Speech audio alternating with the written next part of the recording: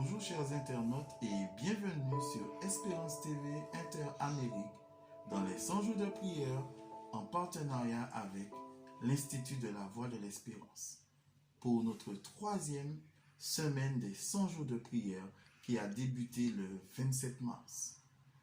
C'est un plaisir partagé que de vous retrouver à notre rendez-vous hebdomadaire.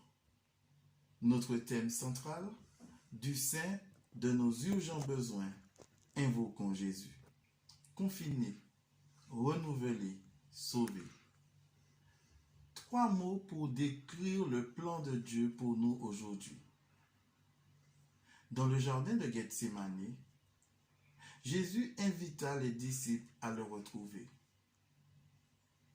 Confiné dans cet endroit apaisant, Jésus livra sa dernière bataille et remporter la victoire sur le péché pour sauver l'humanité. Certes, confinés, mais déjà sauvés. Vivons la victoire de notre salut à travers ce chant qui nous sera interprété par un trio. Écoutons-les. J'ai la victoire. La victoire, victoire sur l'ennemi, toute arme forgée contre moi est vaincue. Grand est celui qui en moi vit.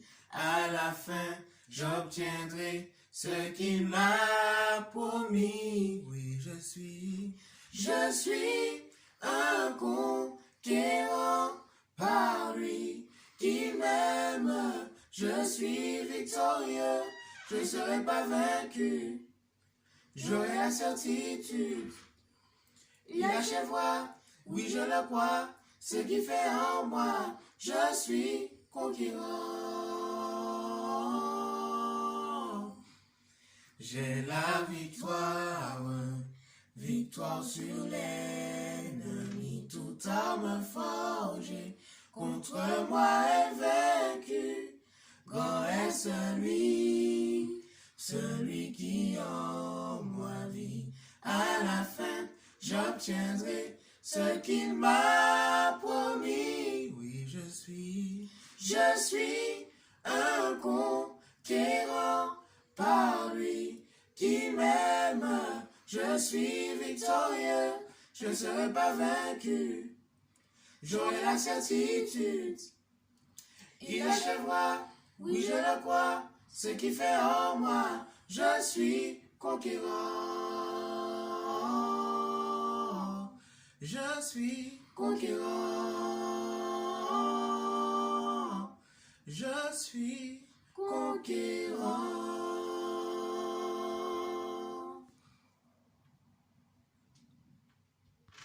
Notre texte aujourd'hui se trouve dans le psaume 50, le verset 15. Lisons. Invoque-moi au jour de la détresse. Je te délivrerai et tu me glorifieras. L'auteur dans ce texte nous décrit cette prière comme une supplication individuelle qui comprend 3 parties.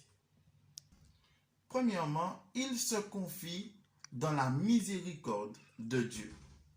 Deuxièmement, il demande à Dieu la grâce de le purifier et aussi de le renouveler intérieurement.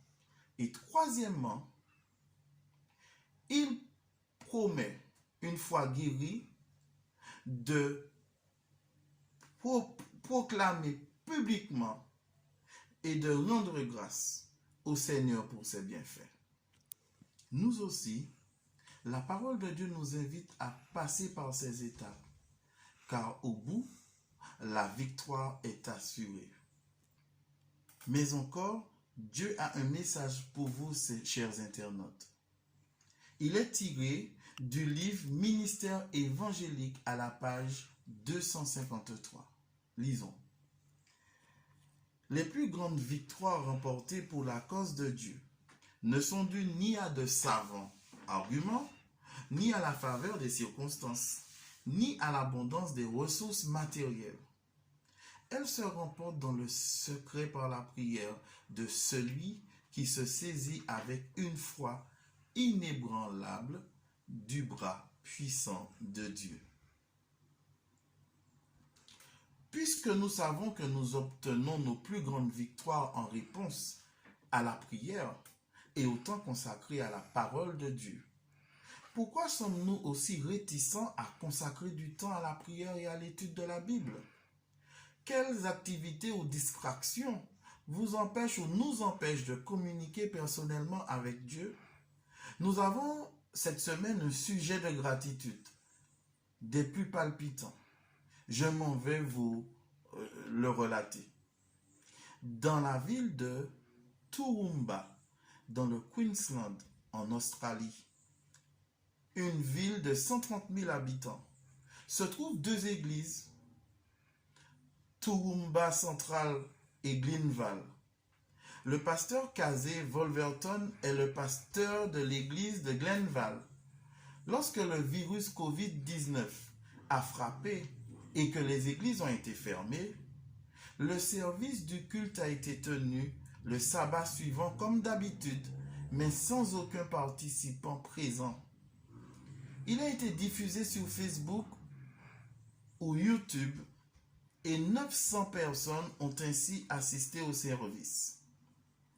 La station de radio locale, ayant entendu parler de ce que faisaient les adventistes du 7e jour, s'est rapprochée de l'église adventiste pour lui demander la permission d'enregistrer le service adventiste et le diffuser. Le lendemain, dimanche, à un public, tenez-vous bien, chers internautes, de 130 000 personnes. Sans la crise du Covid-19, il est très peu probable que cela se soit produit. Dieu soit loué. Alors, pour notre sujet de prière, prions pour que des messages d'espoir spéciaux puissent continuer à être diffusés dans la ville de Toowoomba, dans le Queensland en Australie.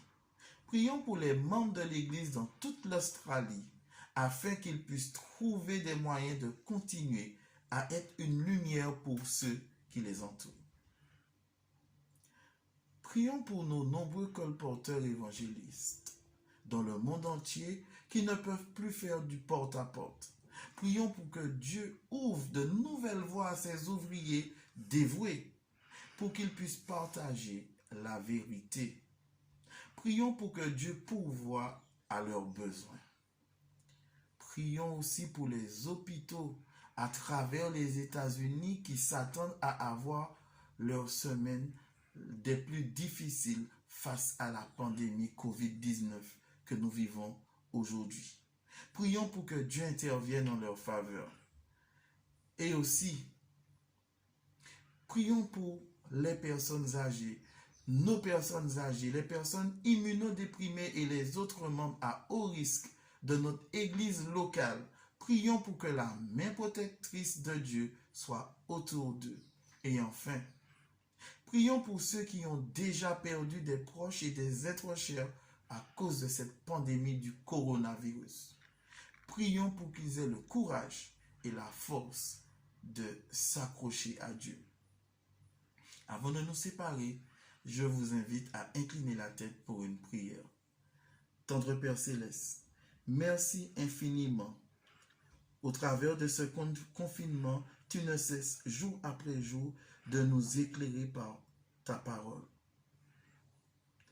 Jésus nous a montré l'exemple où dans ce jardin, il a livré une bataille des plus extraordinaires pour nous racheter de la mort du péché. Merci, tendre Père, de nous rappeler cela. Et en dépit de notre confinement, nous continuerons à demeurer connectés à toi. Au nom de Jésus. Amen. Je vous remercie de votre attention et je vous dis à bientôt.